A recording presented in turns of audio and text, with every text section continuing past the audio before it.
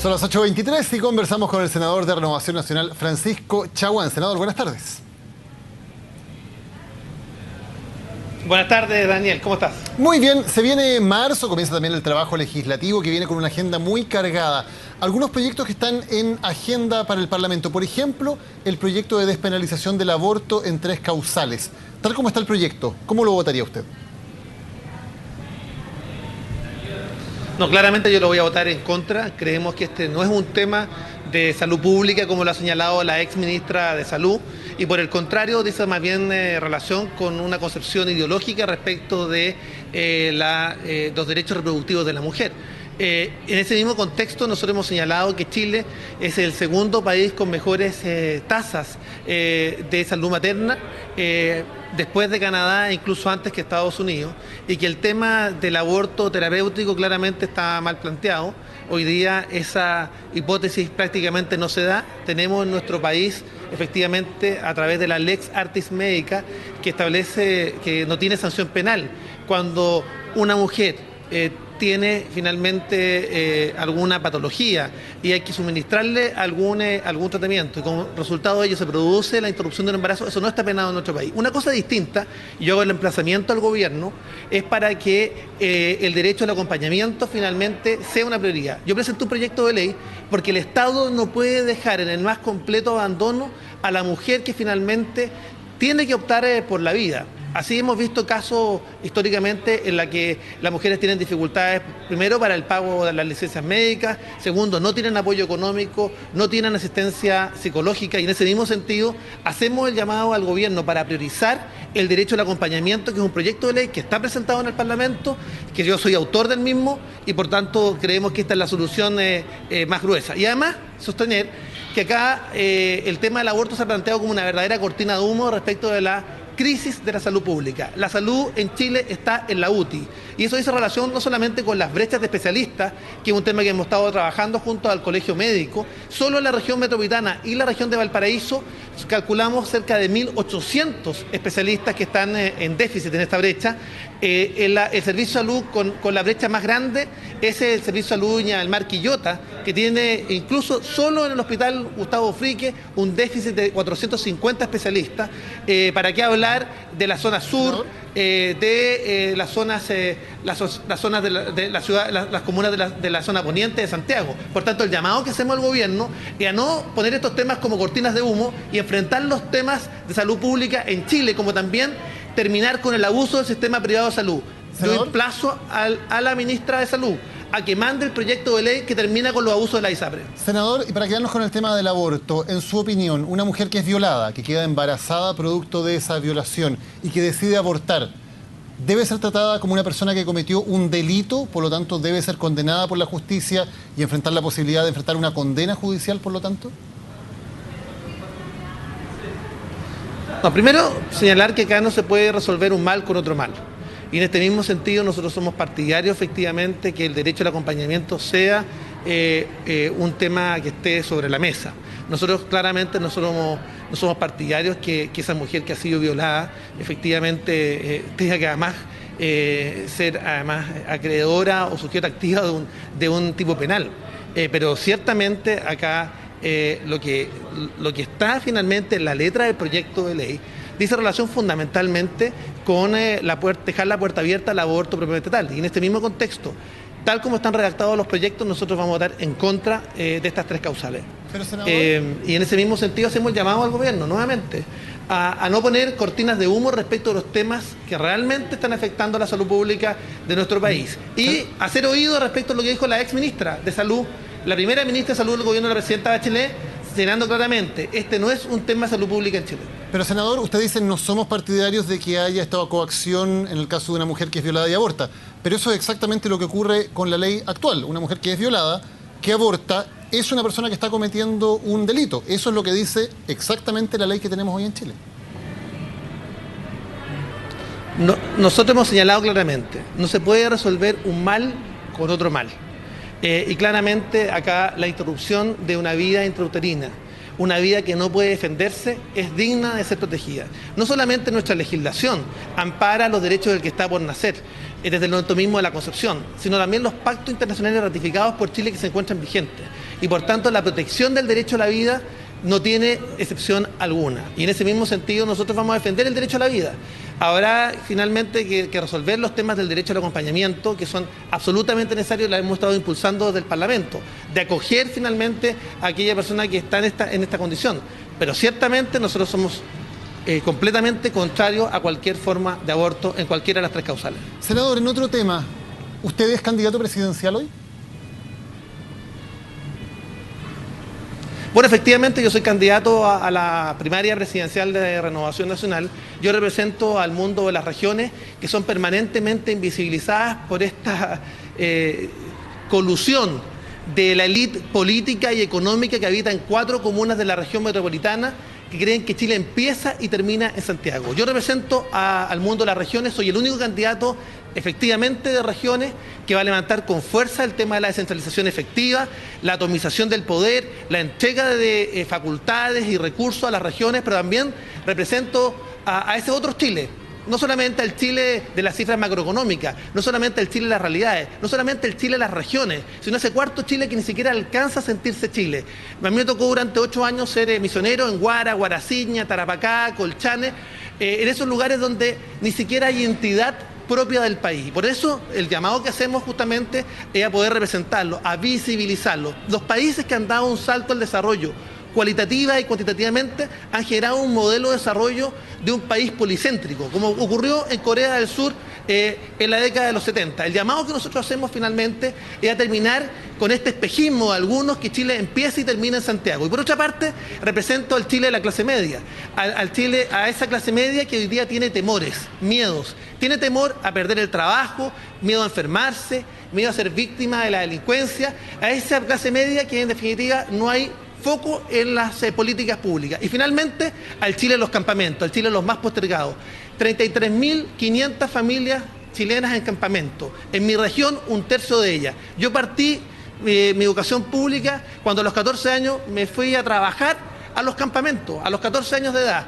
Y claramente mi región tiene 1/3 de los campamentos de Chile, más de 11.500 familias en la región de Valparaíso en campamentos, y respecto de los cuales tampoco había un foco para poder sacarlos adelante. Por tanto, el Chile de los ninguneados, el Chile de los invisibilizados, son los que yo represento finalmente en esta candidatura presidencial. Senador, ¿no es demasiado temprano?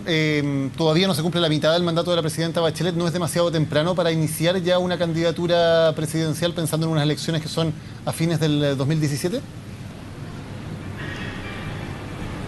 Yo no he señalado que estoy en campaña, he señalado mi disposición a participar en una primaria. Y en ese mismo sentido, todo mi foco de atención, hoy día como siempre, está puesta en el trabajo en terreno en mi región. Una región que lamentablemente no ha podido despegar, que se ha ralentizado en su desarrollo, que todavía sigue con temas pendientes, no solamente con las indefiniciones del gobierno respecto de dónde se va a hacer el megapuerto, no solamente con los temas de sequía, que son de catástrofe en las provincias de Petorca, los Andes, San Felipe, y esta de alguna manera que está alcanzando a toda nuestra región, no solamente con respecto a nuestras zonas de castigo, como está ocurriendo por ejemplo en las zonas de Quintero y Puchuncaví, no solamente con el drama de los campamentos, no solamente por las indefiniciones respecto a políticas públicas. Estamos tratando de empujar obras emblemáticas como el tren rápido Santiago-Valparaíso, que está entrando en una etapa bastante interesante para poder concretarla, o extender el metrotren a la provincia de Quillota hasta La Calera. Estamos trabajando fundamentalmente para cambiarle la cara a nuestra región, y eso es lo que nos quita el sueño. Pero por supuesto, yo he señalado que estoy disponible para enfrentar un desafío presidencial, porque creemos que este Chile de las regiones, que está ninguneado e invisibilizado por las 4 cuadras del poder en Santiago, por los ministerios centralistas, por esta disposición del Ministerio de Hacienda a no entregar recursos a las regiones, porque cree que acá en las regiones hay puros interdictos y que solamente la masa crítica está en Santiago, o por esta colusión, vuelvo a insistir, de la élite política y económica de nuestro país, que en 4 comunas de la región metropolitana gobiernan Chile desde Santiago para Santiago. Senador, ¿por qué usted sería un mejor presidente que Sebastián Piñera? Yo he señalado que acá no basta con volver a la moneda. Yo he señalado que hay que entender que hay que tener un sentido para llegar a la moneda. Y yo he señalado que nuestra coalición comenzó un proceso de institucionalización que no había tenido los últimos 60 años. Yo junto a Hernán Larraín durante mucho tiempo, incluso cuando estábamos en el gobierno, pedía que nuestra coalición se institucionalizara, que dialogara, que finalmente pudiera generar más que una alianza electoral, una alianza política, una alianza que pudiera establecer un sueño para Chile. Eso no se produjo hasta ahora con Chile Vamos y que está empezando a desplegarse en regiones. Pero yo he señalado además que no basta con los nombres que están puestos a disposición para una primaria. He señalado que es necesario trabajar en un proyecto político que sea capaz de reencantar a los chilenos con la política y con el sector en particular. Yo he señalado que lamentablemente la política hoy día se ha transformado en irrelevante para los chilenos. Y se lo cuento por qué. Porque se ha destruido el sentido de comunidad en Chile. Tenemos los niveles de desconfianza interpersonal más altos de los países de la OCDE. Solo un 13% de los chilenos confía en el otro. Solo un 13% de los chilenos confía en el otro. Esa desconfianza interpersonal que se empezó a destruir a partir de los 60, cuando estos proyectos políticos distintos, de distinta envergadura, suponían al otro como un enemigo y querían refundar Chile. Y cuando no se generó la posibilidad de generar un proyecto colectivo de mediano y largo plazo, como han hecho otros países que han dado el salto al desarrollo, como lo hizo Finlandia, como lo hizo Portugal, como lo ha hecho Nueva Zelanda, que han sido capaces de pasar de países exportadores de materias primas a ser países que son capaces de exportar servicios. Nueva Zelanda pasó de ser un país que exportaba minerales a un país que exporta minería, que exporta know-how, que genera espacios para el diálogo social. En Chile no hay escucha activa, nadie se escucha. Senador, usted es viñamarino, anda por allá también y me imagino que ha ido al festival alguna noche. Así es. ¿Qué le ha parecido el humor contra los políticos en el Festival de Viña del Mar? Mira, acá yo quiero señalar dos temas. Primero, hay que hacerse cargo, finalmente, del desprestigio, finalmente, institucional que hoy día estamos viviendo en Chile. Y hay que asumir que hoy día Chile está viviendo una crisis, y una crisis profunda. Y esa crisis dice relación con un tema que, vuelvo a insistir, la destrucción del sentido de comunidad en nuestro país. Hoy día la suspicacia, la sospecha, finalmente prima. Hoy día, lamentablemente, en nuestro país las buenas noticias no son noticias. Y en ese mismo contexto, el llamado que uno hace es pasar de la crítica a entender que Chile tenemos que construirlo entre todos, que tiene que haber un sentido de responsabilidad. Y en ese mismo sentido, primero hay que partir que claramente las personas que tienen responsabilidades finalmente puedan también dar una señal respecto de que no hay privilegiados ante la ley. Eso es lo primero. Pero lo segundo es pasar de esta apatía que lamentablemente está invadiendo nuestro país, esta indiferencia que está invadiendo nuestro país, en una política del metro cuadrado. Nosotros hemos sostenido que Chile, de acuerdo a algunos estudios de las universidades norteamericanas e inglesas que recogí en mi libro Semillas de Futuro y Voces para el Chile del 2030, Chile es el segundo país más individualista del mundo después de Estados Unidos. Entonces tenemos desconfianza interpersonal, desconfianza institucional, tenemos una cultura de metro cuadrado, del egoísmo, de la indiferencia, donde hay incapacidad de generar un proyecto colectivo de país, que tenemos la incapacidad de soñar el Chile de los próximos 20, 30 años. ¿Quién está planteando, Daniel, hoy día temas tan importantes como, por ejemplo, los desafíos del agua? Los temas que dicen relación con los cambios, con el cambio climático, con la matriz energética. En la matriz energética algo se está haciendo con un plan para el 2050, pero hay una serie de temas en los cuales finalmente no están fuera del debate. Y para cerrar, le pregunté por el humor en Viña. Usted dice hay que hacerse cargo. ¿Es eso o tiene alguna crítica a la forma en que se ha abordado el tema de los políticos y las burlas a los políticos en el Festival de Viña del Mar? Bien concretamente. Mira, claramente uno no puede ser tonto grave, la sátira política ha estado siempre presente. Yo creo que hoy día sí estamos llegando a un nivel donde efectivamente el humor se hace cargo finalmente de una realidad. Y acá lo que uno pide es que las personas con responsabilidad también se hagan cargo finalmente de sus acciones. Y en segundo lugar, el llamado que yo quiero hacer no solamente al público que asiste al festival, sino que a la ciudadanía de nuestro país, hacernos cargo del Chile del cual tenemos que vivir y del cual tenemos que construir para los próximos años. Y este es el tema de fondo. La crítica, cuando se queda en la crítica y no en la acción, es un problema.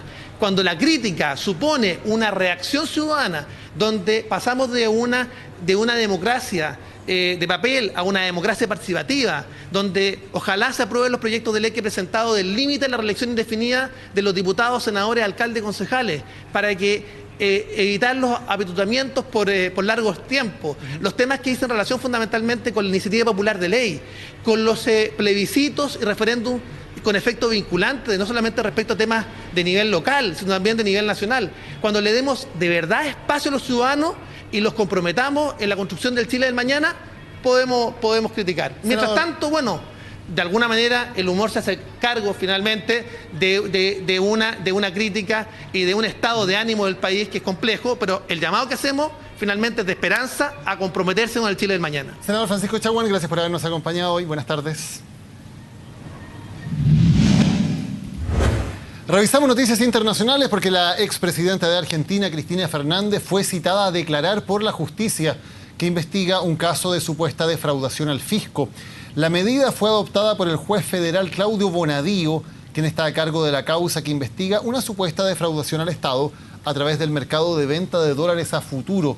Según el magistrado, el Banco Central debió afrontar sumas millonarias por esta medida, impulsada por el expresidente de la entidad, Alejandro Vanoli, quien también fue citado a declarar junto al exministro de Economía Axel Kicillof y a Fernández.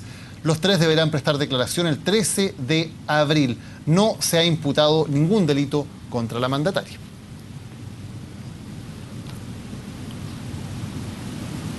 Y nos quedamos en Argentina, donde se confirmó el primer caso autóctono de virus Zika. Es una mujer de Córdoba que se habría contagiado por vía sexual.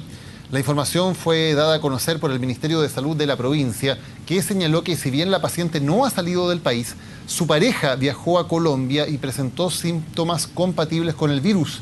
El ministro Francisco Fortuna agregó que existe la probabilidad de que la infección se haya transmitido por vía sexual y que se están tomando las medidas de precaución para mantener aislados a los dos infectados. Gabriela Zapata, expareja del presidente de Bolivia, Evo Morales, fue detenida hoy por presunto tráfico de influencias. La mujer está detenida en una celda de la Fuerza de Lucha contra el Crimen. Zapata es